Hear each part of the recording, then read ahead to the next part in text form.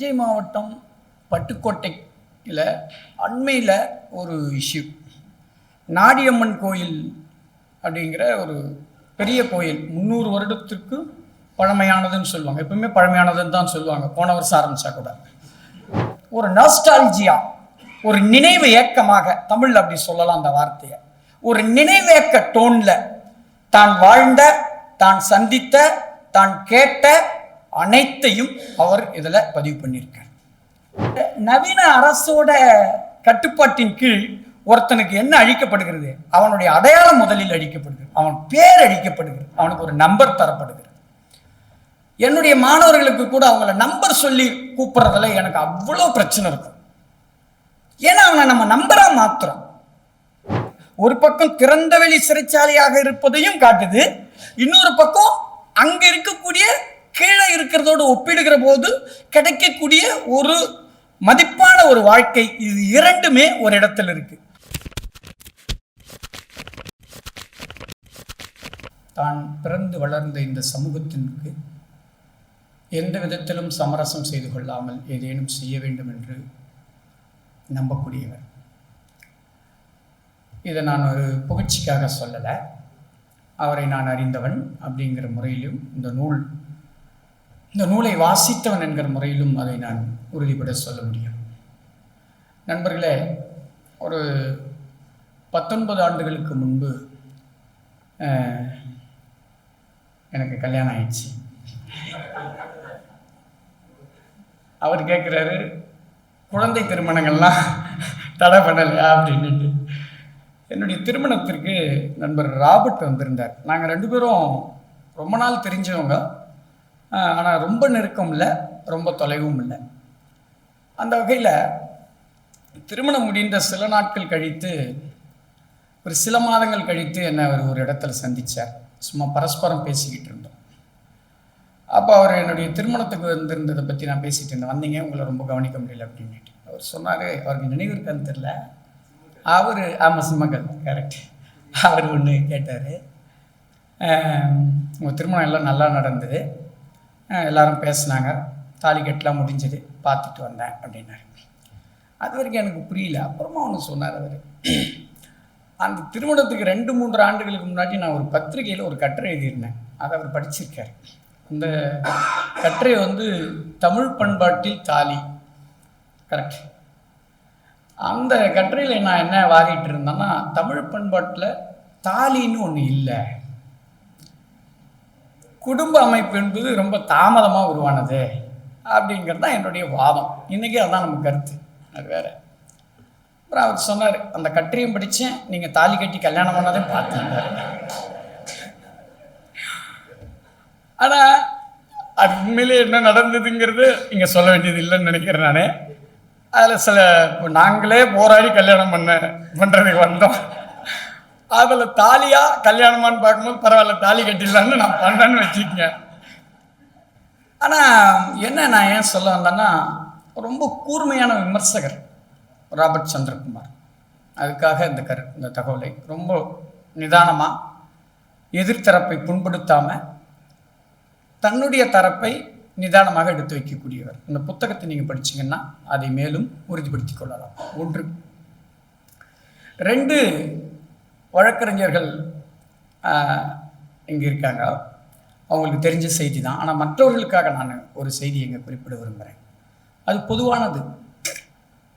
அது என்னன்னா, தஞ்சை மாவட்டம் பட்டுக்கோட்டையில் அண்மையில் ஒரு இஷ்யூ, நாடியம்மன் கோயில் அப்படிங்கிற ஒரு பெரிய கோயில் 300 வருடத்திற்கு பழமையானதுன்னு சொல்லுவாங்க. எப்பவுமே பழமையானதுன்னு தான் சொல்லுவாங்க, போன வருஷம் ஆரம்பித்தா கூட.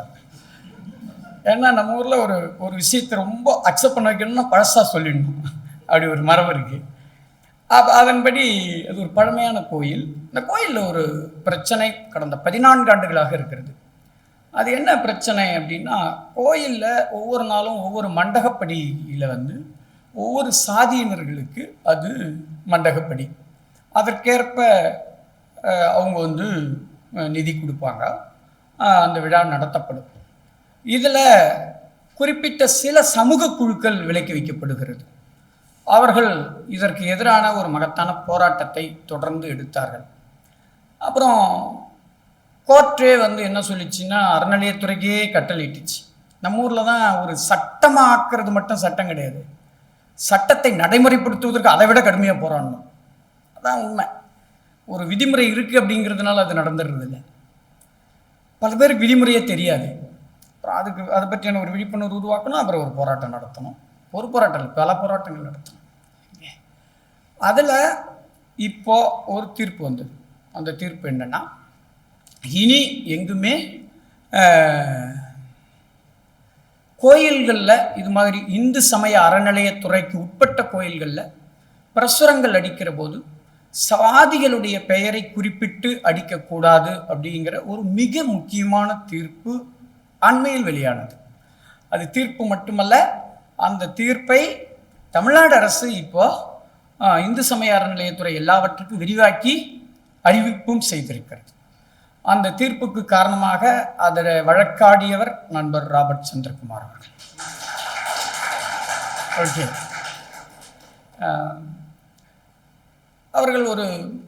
அவர் பிரபு ராஜதுரை சார், மூத்த வழக்கறிஞர் அஜ்மல்கான், லஜபதி ராய், இவர்களெல்லாம் ஒரு குழாமாக சமூகத்தை பற்றியான ரொம்ப ஆழமான ஒரு அக்கறையோடு செயல்படக்கூடியவர்கள். பேருக்கு இல்லை, நேத்து போடலாம் நேற்று. ஓகே, அப்போது இதை நான் ஏன் சொல்கிறேன்னா, ராபர்ட் சந்திரகுமார் அப்படிங்கிற ஒருத்தர் ஒரு புத்தகம் எழுதியிருக்கார் அப்படிங்கிறது மட்டுமல்ல, அந்த புத்தகத்தை ஏதோ ஒரு எல்லாரும் புத்தகம் எழுதினாங்க அப்படிங்கிற முறையில் அதை எழுதினதா நம்ம நினச்சிக்க வேண்டாங்கிறதுக்காக சொல்கிறேன். ஒன்று, பேராசிரியர் பூமிச்செல்வம் ஐயா அவர்கள் குறிப்பிட்டது போல ஒரு 59 தலைப்பு, 360க்கும் மேற்பட்ட பக்கங்கள், ஒரு 2 அணிந்துரை, நூலாசிரியருடைய முன்னுரை, விகடன் பிரசுரம் என்று இது ஒரு பெரிய புத்தகமாக வந்திருக்கிறது. ஒரு வகையில் இது உங்களுக்கு எல்லாருக்குமே தெரிந்திருக்கும். ஐரோப்பியர்கள் வந்த பின்னாடி மலைப்பாங்கான பகுதிகளில் அவங்க எஸ்டேட் ஆரம்பித்தது மட்டும் இல்லாமல் தேயிலை தோட்டங்களும் காப்பி தோட்டங்களும் உருவாக்கினார்கள். உருவாக்கினதோடு மட்டும் இல்லாமல் தொடர்ந்து அவற்றை பராமரிப்பதற்கான பணியாளர்கள் தேவைப்பட்டார்கள். அந்த வகையில் மேற்கு தொடர்ச்சி மலைகள் முழுக்க குடியேற்றம், தமிழ்நாட்டினுடைய உள்பகுதி மாவட்டங்களிலிருந்து நிறைய பேர் அங்கே போக வேண்டியிருந்தது. இலங்கைக்கு போனாங்க, அது உங்களுக்கு தெரிஞ்சிருக்கும். இலங்கைக்கு அவர்கள் சென்ற 201வது ஆண்டு இது. கடந்த ஆண்டு தான் 2024 தான் மலையகம் 200 என்கிற ஒரு பெரு விழாவை அவர்கள் ஒருங்கிணைத்தார்கள். 200 வருடங்களுக்கு முன்னாடி அங்கே போனாங்க. சிங்கப்பூர், மலேசியா, லப்பர் தோட்டங்கள், மரம் வெட்டுவதற்காக போனது பர்மா, இப்படியான தமிழர்கள் கடந்த 300 வருடங்களில் உலகின் பல பகுதிகளுக்கும் கூலிகளாக சென்றார்கள். நம்ம இலக்கியத்தில் மட்டும்தான் தமிழர்கள் உலகமெங்கும் படையெடுத்து சென்றதாக சொல்கிறமே ஒழிய, ஆனால் எவிடன்ஸ் படி அவங்க இலங்கைக்கு போயிருக்காங்க ராஜராஜன் காலத்தில். மற்றபடி தமிழர்கள் கடந்த 300 ஆண்டுகளாக உலகமெங்கும் போயிருக்கிறார்கள். கிட்டத்தட்ட 150 நாடுகளில் இருக்காங்க.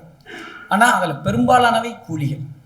அப்போது அவங்களுடைய இப்படி இடம்பெயர்ந்த அவங்களுடைய வாழ்க்கை, அவங்களுடைய வரலாறு அப்படிங்கிறத பற்றியான டாக்குமெண்ட் நம்மக்கிட்ட ரொம்ப குறைவு. உண்மை அது. இப்போ இலங்கை மலையகம் பற்றியான டாக்குமெண்ட்டே என்ன கிடையாதுன்னா, அவங்க போகும்போது பாடிய நாட்டுப்பாடல்கள், சொன்ன கதைகள் அப்படின்னு துண்டு துண்டாக இருக்கிறதை ஒழிய அதுவே ஒரு மொத்தமாக சேகரிக்கப்பட்ட ஒரு டாக்குமெண்ட்டாக இல்லை. தமிழில் கூட இப்போ செல்ல கருப்பாய் வந்தது. டி செல்வராஜ் அவர்களுடைய தேநீர், முக்கியமான தேநீர், பூமியை குறிப்பிட்ட ஜேஹெச் தேநீரோட எரியும் பனிக்காடு, இதனோட ஒரு தொடக்கமாக பாரதியோட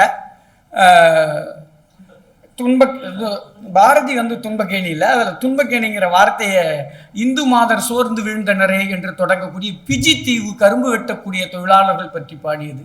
அதில் இருக்கிற ஒரு சொல்லை எடுத்து தான் பின்னாடி புதும்பித்தன் துன்பக்கேணி எழுதுகிறாரு. அதுக்கப்புறம் நிறைய பின்னாடி இருக்குது. ஏன்னா எனக்கு ரொம்ப ஒரு முக்கியமான இன்ட்ரெஸ்டிங்கான ஒரு புக் இருந்தது. அதில் இலங்கையை சேர்ந்த எழுத்தாளர் மு. சிவலிங்கம் எழுதிய பஞ்சம் பிழைக்க போன சீமை, பெரம்பலூர் பகுதியிலிருந்து இலங்கைக்கு போனவர்கள் பற்றியான ஒரு முக்கியமான, அது ஒரு நாவல்ங்கிற பேரில் எழுதப்பட்ட ஒரு டாக்குமெண்ட். அவ்வளோ தத்ரூபமாக ரொம்ப நெருக்கமாக எழுதப்பட்ட ஒரு நூல். ஒரு 2 வருடத்துக்கு முன்னாடி இலங்கையில் எம்பியாக இருந்த மல்லிகைப்பூ சந்தி திலகர், உங்களுக்கு தெரிஞ்சிருக்கலாம், மலைகளை பேச விடுங்கள்னு ஒரு புக்கு தேவக்கோட்டையில் தான் வெளியிட்டாங்க அந்த புத்தகத்தை. அது அங்கே இந்த தேயிலை தோட்ட தொழிலாளர்களுடைய போராட்டங்கள் பற்றியான ஒரு முக்கியமான டாக்குமெண்ட்டாக அமைஞ்சது. அப்புறம் அவர் சொன்ன அன்பர் பாலசிங்கம் இந்த பகுதி இல்லாமல் நம்ம போடி இதுக்கு பின்னாடி இருக்கக்கூடிய பகுதியில் இருந்த தமிழர்களுடைய, அதை அவர் வந்து கொஞ்சம் தமிழர்கள் மலையாளிகள் என்கிற பைனரியில் பார்க்குற ஒரு பார்வை கொண்டவர். இருந்தாலும் அதையெல்லாம் மீறி அதில் ஒரு லைஃப் வந்து பதிவாயிருக்கு. இப்போ மாஞ்சோலை அப்படிங்கிற போது நமக்கு உடனே நினைவுக்கு வரக்கூடியது 1999ஆம் ஆண்டு ஜூலை 23ஆம் தேதி மாஞ்சோலையிலிருந்து புதிய தமிழகம், தமிழ் மாநில காங்கிரஸ், இந்திய கம்யூனிஸ்ட், மார்க்சிஸ்ட் கம்யூனிஸ்ட் உள்ளிட்ட கட்சிகள் ஒருங்கிணைத்த ஒரு பெரும் பேரணி. அதை தான் மிக விரிவாக பூமி ஐயா அவர்கள் விவரித்தார். அந்த பேரணி அதுக்கு வந்து தாக்குதல் நடத்தப்பட்டது. 17 பேர் அடித்தும் நீரில் தள்ளப்பட்டும், 17 பேரும் தலித் மக்கள். ஒரு தமிழ்நாட்டை உலுக்கிய ஒரு முக்கியமான சம்பவம். இதுதான் பல பேருக்கும் மாஞ்சோலையை பற்றியான ஒரு சித்திரம், மாஞ்சோலைன்னு சொன்னதுமே. பட் அந்த இதில் பார்க்கும்போது அவர் சொன்ன நதியின் மரணம் வந்தது, தாமிரபரணியில் கொல்லப்படாதவர்கள் வந்தது. இப்போ அண்மையில் மாஞ்சோலையை இந்த படுகொலை என்ற டாக்குமெண்ட் என்பதை தாண்டி வேறு விதங்களில் ஒரு மொத்தமாக மாஞ்சோலையை பற்றியான ஒரு பதிவு வரலாறு அப்படிங்கிற முறையில் வெகு சில ஆவணங்கள் தமிழில் வந்திருக்கு. வறுமைகள் மறக்குமோ, மாஞ்சோலை வாழ்வியலும் வரலாறும், அமல்ராஜ் அவருக்கே தெரிந்தவர் தான் அவர், கரெக்டா? ஆமாம், தாய் மாமா. இன்னொரு ரொம்ப முக்கியமானது இந்த மாஞ்சோலை பற்றியான ஒரு டாக்குமெண்ட் வந்து தம்பி சாமுவேல், நீங்கள் சொல்லுங்கள். அவர் வந்து ஒரு டாக்குமெண்ட் டைரக்டர், அவரும் மாஞ்சோலையை சேர்ந்தவர். அவர் வந்து ஒரு டாக்குமெண்ட்ரியை இப்போ எடுத்திருக்கார், முக்கியமான ஒரு டாக்குமெண்ட். இதில் இந்த இந்த இடத்துல தான் மாஞ்சோலை 1349/2 என்னும் நான் அப்படிங்கிற இந்த ராபர்ட் சந்திரகுமார் அவர்களுடைய இந்த நூல் வெளியாகி இருக்கிறது. இந்த நூலின் முக்கியத்துவம் என்ன அப்படின்னா, இந்த நூல் மிக முக்கியமாக உள்ளிருந்து எழுதப்பட்டிருக்கக்கூடிய நூல். உள்ளிருந்து அப்படி என்னன்னா, பட் மாஞ்சோலையை வெளியிலிருந்து அதன் மேலே அக்கறை கொண்டு எழுதப்பட்டதை காட்டிலும் அங்கே பிறந்து வளர்ந்த, அங்கேயே உடைத்து கொண்டிருக்கக்கூடிய உறவுகளை கொண்ட ஒருவர் அவற்றை வெளியிலிருந்து பார்ப்பதை காட்டிலும் உள்ளிருந்து பார்த்து எழுதியிருக்கக்கூடிய ஒரு ஆவணம் என்று இங்கே நாம் இவற்றை சொல்லலாம். தற்செயல் ஒற்றுமையாக அவர் இந்த நூலை எழுத தொடங்கியதற்கும், அவர் வார வாரம் எழுதுவார், ஆனந்தவிடன் இணைய இதழில் தொடர்ந்து வெளியாகி கொண்டிருந்தது. ரொம்ப அழகாக தமிழ் எழுதியிருக்காரு. எங்களை விட, தமிழாசிரியர்களை விட, நான் அதில் ரொம்ப உறுதியாக இருப்பேன், தமிழாசிரியர்களை விட தமிழ் எழுதுறவங்க வெளியில் தான் இருக்காங்கங்கிறது என்னுடைய நம்பிக்கை. அது மூட நம்பிக்கையாக இருந்தால் கூட ரொம்ப அழகாக எழுதியிருக்காரு. படிக்கும்படி இந்த நூலோட மாபெரும் வெற்றி விஷயத்தை விட அவர் ரொம்ப தெளிவாக துல்லியமாக எழுதப்பட்டிருக்கிற முறை தான் நான் நினைக்கிறேன். அதுதான் வாசிக்கிறவங்கள அதுக்கு உள்ள கொண்டு போகுது. ஓகே, இப்போ இன்னைக்கு இந்த புக்குக்கு இருக்கிற ஒரு மிக முக்கியமான இது என்னன்னா, அந்த எஸ்டேட் கிட்டத்தட்ட 100 ஆண்டு கால ஒப்பந்தம் முடிந்து 2028 அது மூடப்பட போகிறது. அப்படிங்கிற பின்னணியில் இந்த புக்கு வந்து ஒரு மிக முக்கியமான ஆவணமாக மாறி இருக்கிறது. இது ஒரு வழக்கறிஞர் அவர்கள் குறிப்பிட்டதை போல, இதுக்கு பின்னாடி இந்த மாஞ்சோலை மூடப்பட்டாலும் கூட இப்படி ஒரு இடம் இருந்தது, இப்படியான மக்கள் அங்கே இடம்பெயர்ந்து வாழ்ந்தார்கள், அவர்கள் என்ன மாதிரி பிரச்சனைகளை சந்தித்தார்கள் என்பதை பற்றியான ஒரு ஆவணமாக இந்த புத்தகம் இருக்கிறது. இதுவரைக்கும் இந்த மாதிரி இந்த இடப்பெயர்ச்சி பற்றி பேசின நூல்கள் எல்லாம் நீங்கள் பார்த்தீங்கன்னா, நம்ம ஊர்லேருந்து பெயர்ந்து அந்த மலைக்கு போய் அங்க பட்ட பாடுகளை பற்றி பேசுறது தான் டாக்குமெண்டா வந்திருக்கு. முதல் முறையா அங்கிருந்து வெளியேற்றப்படுறது பற்றியான ஒரு டாக்குமெண்டா இந்த நூல் அமைந்திருக்கிறது என்பதை பற்றி என்ற விதத்தில் முக்கியமானது. நீங்க பார்த்தீங்கன்னா இதுல 59 தலைப்புகள்ல எண்ணற்ற சம்பவங்கள், எண்ணற்ற மனிதர்கள், எண்ணற்ற அனுபவங்கள் அவரால் சொல்லப்பட்டிருக்கிறது. ஒவ்வொரு மனிதருக்கும், அந்த வார்த்தையில சொல்றது அந்த ஒவ்வொரு கூலிக்கும் ஒவ்வொரு கதை இருக்கிறது. ஒவ்வொரு கதைகள், நிறைய கதைகள் இருக்கிறது. கிட்டத்தட்ட ராபர்ட் அவர்கள் ஒரு நாஸ்டால்ஜியா, ஒரு நினைவு ஏக்கமாக, தமிழ்ல அப்படி சொல்லலாம் அந்த வார்த்தையை, ஒரு நினைவேக்க டோன்ல தான் வாழ்ந்த, தான் சந்தித்த, தான் கேட்ட அனைத்தையும் அவர் இதுல பதிவு பண்ணியிருக்கார். அதுதான் இந்த நாஸ்டால்ஜியா தான் இந்த நூலை நமக்கு மிக நெருக்கமானதாக மாற்றியிருக்கிறது. இந்த புக்கில் முக்கியமான அம்சமாக ஒரு 2-3 விஷயம் இருக்கு. ஒன்று, இது மாதிரியான எஸ்டேட்டுகளுக்கு எப்படி உள்ளூர்லேருந்து ஏன் மக்கள் போனாங்க, இது ஒரு விஷயம். ரெண்டாவது, எஸ்டேட்டுகளுடைய உழைப்பு முறை எப்படி இருந்தது, இது ரெண்டாவது விஷயம். இந்த உழைப்பு அங்கே மக்கள் நடத்தப்பட்ட விதம் பற்றி சொல்லுகிற போது அவரே சொல்றாரு, இது ஒரு திறந்த வெளி சிறையாக அமைந்தது அப்படின்ற. அப்புறம் நவீனமான சட்ட திட்டங்களின் அடிப்படையில், நவீன அரசுகளுடைய உருவாக்கத்தின் அடிப்படையில் இந்த இடங்கள், இதனுடைய விதிமுறைகள் தீர்மானிக்கப்பட்டன. ரொம்ப முக்கியமாக என்ன இருந்ததுன்னா, இவர்கள் இங்கு இருக்கக்கூடியவர்கள் தீவிரமாக கண்காணிக்கப்பட்டார்கள்.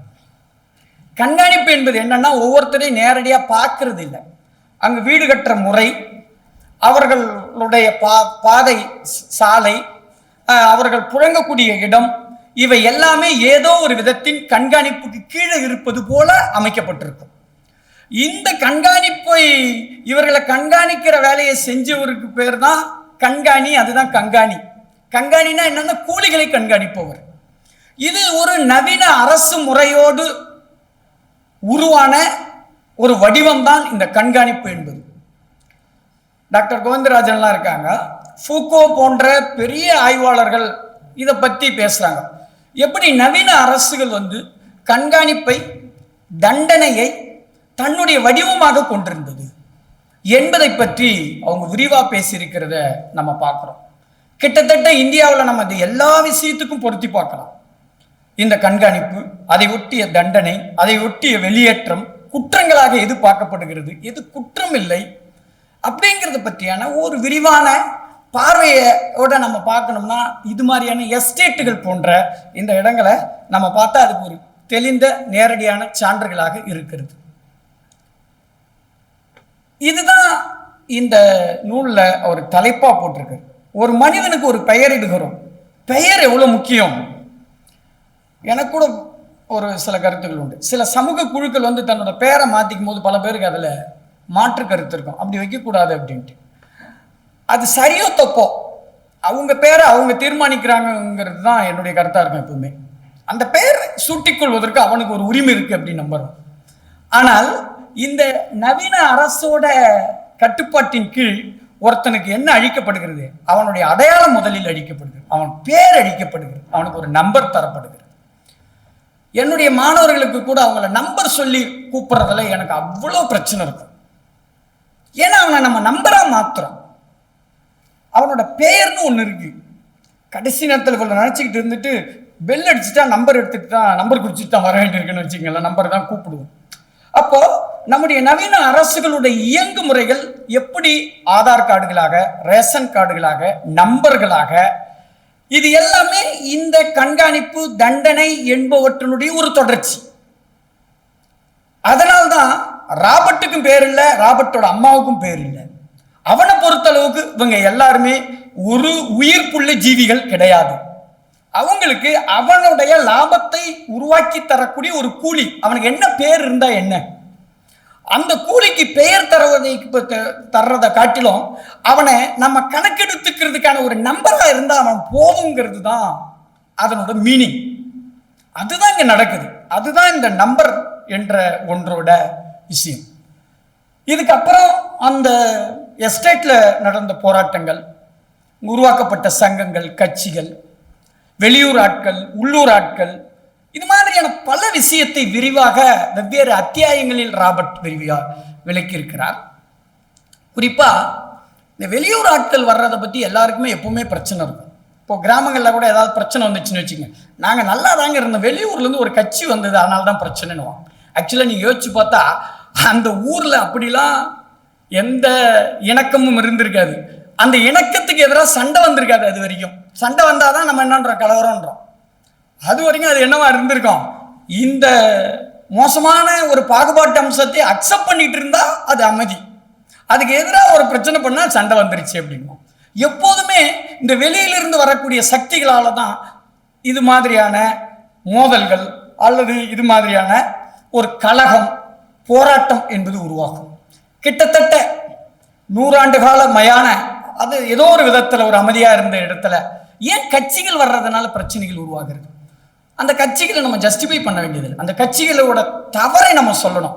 ஆனால் அந்த தவறுகளோட கூடவே அவைகளுடைய வருகையினால நடந்த சில மாற்றங்களையும் நாம் கணக்கெடுத்துக் கொள்ள வேண்டிய அவசியம் இருக்கிறது. இந்த நூலில் ராபர்ட் அதை ரொம்ப கவனமாக பதிவு பண்ணியிருக்கிறார் அப்படின்னு நான் நினைக்கிறேன். ஆனாலும் எப்படி நம்மகிட்ட இருக்கக்கூடிய சட்டத்திட்டங்கள் ஒரு தீர்வாக அமையும் என்பதை பற்றியான ஒரு அழுத்தத்தையும் அவர் இந்த நூலிலே சொல்லியிருப்பதை பார்க்கிறோம்.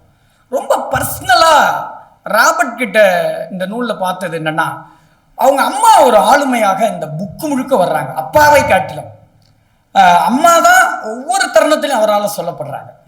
அவங்க தான் அவங்களுடைய அடையாளம் தான் இவருக்கு ஒரு அடையாளமாக இருக்கு. அது ரொம்ப ஆச்சரியமாக இருந்தது. ஏன்னா அப்பாவை காட்டிலும் அம்மாவுடைய பொசிஷன் அவரோட உருவாக்கத்தில் ஒரு முக்கியமான பங்கை வகித்து இருக்கிறது. அவங்களும் அப்படி படித்தவங்களா, கால்பந்து விளையாடுறவங்களா, குழந்தைகளை உருவாக்குறதுல ஒரு முனைப்பு காட்டுறவங்களா என்று ஒரு ஒரு வேற ஒரு ஆளுமையாக இந்த புக்கில் அவரால் பெருசாக அவங்கள இருக்காங்க. அவர் ரொம்ப பயங்கரமாக காதலித்து இருக்கிறார். எஸ்டேட் வாழ்க்கை ரொம்ப ஊர்ல இருந்து மற்ற சமூக பகுதியிலிருந்து நம்மளை தனியாக போய் வச்சிடுது. வேறுபட்ட வாழ்க்கை முறை. இப்போ அதனால மற்ற மனித உறவுகள் இல்லாம யார் அவங்க பக்கத்தில் இருக்காங்களோ அவங்களோட வாழ வேண்டிய ஒரு நிலைமை வந்துடுது. அதனால இந்த எஸ்டேட்டுக்குள்ள உருவாகிறது ஒரு புதிய கலாச்சாரம் உருவாகி விடுகிறது. அவங்களுடைய உணவு, உடை, மதம், பேச்சு, அன்றாடங்கள், இது எல்லாமே ஒரு புதிய கலாச்சாரத்துக்குள்ள வருது. குறிப்பா இந்த புக்கில் அவரோட முக்கியமான குறிப்புகள் என்னன்னா, அது மாதிரியான ஒரு மலையூருக்கு, ஆக்சுவலாக மாஞ்சோலைக்கு லோக்கலில் மலையூருன்னு தான் பேரு.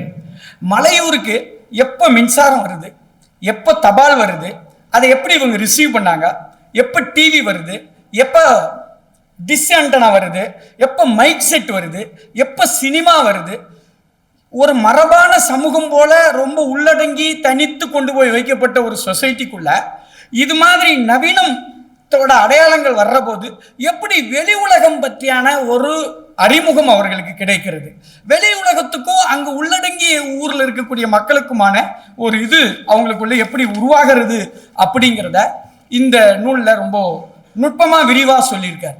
கிட்டத்தட்ட மலையூர்கள் பற்றியான ஒரு கல்ச்சுரல் ஸ்டடீஸ் மாதிரி அவங்க எப்படி ஒன்று பார்த்தாங்க, புரிந்து கொண்டார்கள், கனெக்ட் பண்ணிக்கிட்டாங்கிறத இதில் நம்ம பார்க்க முடியும். இன்னொன்று முக்கியமானது என்னன்னா, செங்கோல் மேரி மேடம் அவர்கள் பேசும்போது சொன்னாங்க, தமிழில் கூலி தமிழ்னு ஒரு புத்தகம் இருக்கு, நித்யானந்தம் எழுதியது. இந்த தூய தமிழ் அப்படிங்கிறத பற்றிலாம் நம்ம ரொம்ப பரிசீலிக்கணும். அதெல்லாம் புலவர்கள் உருவாக்குறது, ஜனங்களுக்கு அதுக்கு சம்பந்தம் இல்லை. அப்போ இந்த கூலி தமிழ் என்பது எப்படி கூலிகளாக சென்ற தமிழர்கள் உருவாக்கிய சொற்கள் பற்றியான ஒரு நல்ல புத்தகம் கிரியாவில் வந்தது. அது ரீபிரிண்ட் வரல அங்கே, ஆனால் மிக நல்ல ஒரு புத்தகம். கிட்டத்தட்ட இந்த நூலில் ராபர்ட்டோட இந்த நூல் முழுக்க ஒரு கூலி தமிழ் புத்தகத்தை உருவாக்குற அளவுக்கு கிட்டத்தட்ட 30க்கும் மேற்பட்ட எஸ்டேட் பகுதியில் மட்டுமே புழங்கக்கூடிய சொற்கள் இனங்காணப்பட்டிருக்கு, சொல்லப்பட்டிருக்கின்றன. சொல்றேன் பாருங்களேன். கங்காணி, விட்டோடி, குச்சில், பாடி, லயம், அட்டளை, நிறை, சால், தாட்டுப்பொடியன், பிரட்டுக்களம், கூப்புக்காடு, குத்துக்கட்டை, தேயிலை நிறை, செந்தலை, அட்டை, பிள்ளைப்பாடி, பிள்ளைக்காரிகள் காடு, அரை ரேட், அரை செட், தேயிலை மார், காடு டப்பா, நிலுவை களம், செலவு காசு, இலை காசு, கை காசு, வருஷ லீவு, டைம் ஸ்ட்ரைக், ஓன சத்தியா, புல்லு மொட்டை, கட்டன், ஒன் டச், கொங்காணி, கோயில் தட்டை, கயம், பகுதி, அரைப்பேர், கெம, பொட்லார், பட்லர் தான் பொட்லார், அவங்க வழக்கு சொல்ல, ஆஸ்பத்திரி சீட், போராட்டமார்கள்,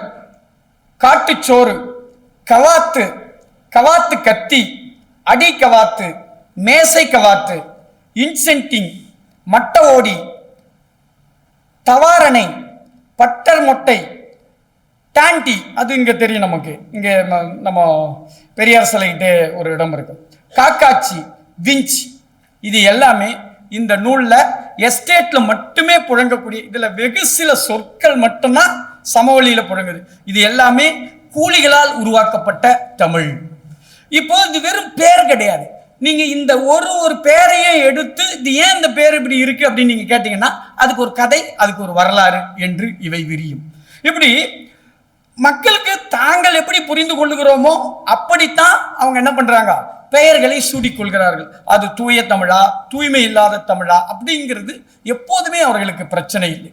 உண்மையான சமூக வரலாறு இது போன்ற பெயர்களில் தான் அடங்கி இருக்கு அப்படிங்கிறதுக்காக இத்தனை பெயர்களை நான் தொகுத்து காட்டுகிறேன். 2 நிமிடம். ஓகே, நீங்க வந்துட்டீங்கன்னு எனக்கு தெரிஞ்சிச்சு, வேற ஒண்ணு இல்லை. இந்த நூல் ஒரு முரண்பாட்டை முன்வைக்கிறது. அது ராபர்ட்டோட முரண்பாடு இல்லை, நூலோட முரண்பாடு இல்லை, என்னோட முரண்பாடு இல்லை, உங்களோட முரண்பாடும் இல்லை. ஆனால் ஒரு முரண்பாடு முன்வைக்கப்படுகிறது. என்ன அப்படின்னா, இந்த நூலில் எஸ்டேட்ல இருந்த ஒடுக்குமுறைகள், அங்க இருக்கக்கூடிய சுரண்டல், அங்க இருக்கக்கூடிய தனிமைப்படுத்தல், இது எல்லாம் ஒரு பக்கம் தொடர்ந்து சொல்லப்பட்டு கொண்டே வருகிறது. ஒரு எஸ்டேட்டு, அதுவும் மலையகம், அதுவும் இடப்பெயர்ச்சி, புலம்பெயர்தல்னாவே நமக்கு ஞாபகம் வர்றது இதுதான். கரெக்டா? அதை அவங்க சரியா சொல்லிட்டாரு. ஆனால் இன்னொன்னையும் அவர் சொல்லிட்டு வர்றார். என்ன அப்படின்னா, அதுக்கு இணையா எஸ்டேட் தரக்கூடிய சமவெளிகள் தராத ஒரு மரியாதை, ஒரு மதிப்பு என்பதும் அவரால் இந்த நூலில் தொடர்ந்து சொல்லப்பட்டு வருகிறது. அப்போ ஒரே இடம் ஒரு வகையில பிரச்சனைக்குரியதாக இருக்கிறது. ஐயோ, இப்படி ஒரு சுரண்டல்ல வந்து மாட்டிக்கிட்டோமேன்னு அவங்க யோசிக்கிறாங்க. இன்னொரு பக்கம் அவங்க என்ன நினைக்கிறாங்க, சுரண்டல்ல இருந்து விடுபட்டு கீழே போலாமான்னு பார்க்கணும், கீழே விட இங்க இருந்துக்கலாமேன்னு யோசிக்கிறாங்க.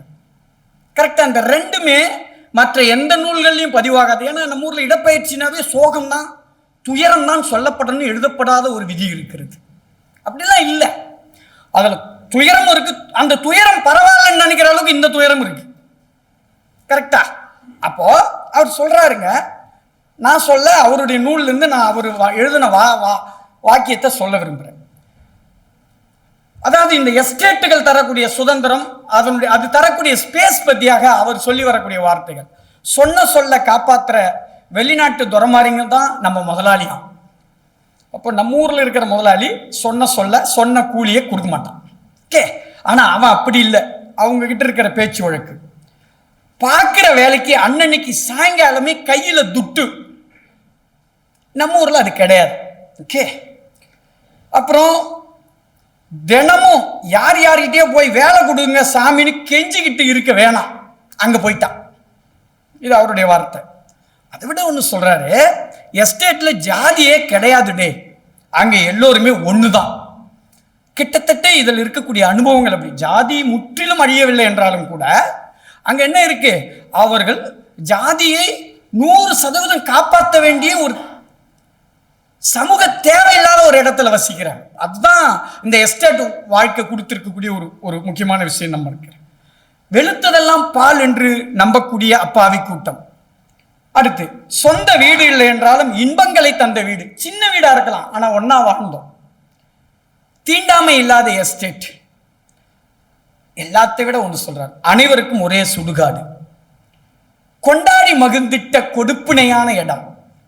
சாதி மதங்களை கடந்த காதல் கதைகள், மதங்களை தாண்டி, மொழிகளை தாண்டி, ஜாதிகளை தாண்டி உருவாகக்கூடிய உறவுகள், ஒரே வீட்டில் கூடி ஒன்றாக சாப்பிடுவது, இப்படி ஒரு உலகத்தையும் அதே நூல் காட்டுது.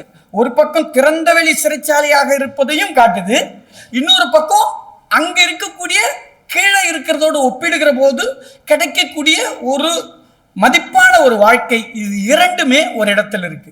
இது இந்த நூல் வைக்கிற ஒரு இது காட்டுற ஒரு உலகமாக நான் நினைக்கிறேன். இதை நம்ம எப்படி அண்டர்ஸ்டாண்ட் பண்ணிக்க போறோம், இதுல நாம எந்த பக்கம் நிற்க போறோம் அதெல்லாம் முக்கியம் இல்லை. ஆனா நம்முடைய சமூகம் இந்த இருவேறு முரண்பாடுகளுக்குள்ளதான் இயங்கிக்கிட்டு இருக்கு அப்படிங்கிறது தான் இந்த நூல் வழியா நான் புரிந்து கொள்ற ஒரு விஷயம். இது நூலை வாசிக்கிறவங்களுக்கு எழுப்பப்படக்கூடிய நோக்கி எழுப்பப்படக்கூடிய, நாம் யோசிக்க வேண்டிய, நாம் விவாதிக்க வேண்டிய ஒரு விஷயம் அப்படிங்கிறது தான் என்னுடைய விஷயம். அண்ணன் 2 நிமிஷம் நான் அனுமதி கேட்டேன். இந்த நூல் பற்றி இன்னும் சில விஷயங்கள் இருக்குது, வாய்ப்பு இருந்தால் மற்ற தருணத்தில் பேசலாம். இப்போதைக்கு இவ்வளோ நேரம் எடுத்துக்கொண்டதுக்கு நீங்கள் பொறுத்துக்குங்க. ரொம்ப நன்றி. வாழ்த்துக்கள் ராபர்ட்.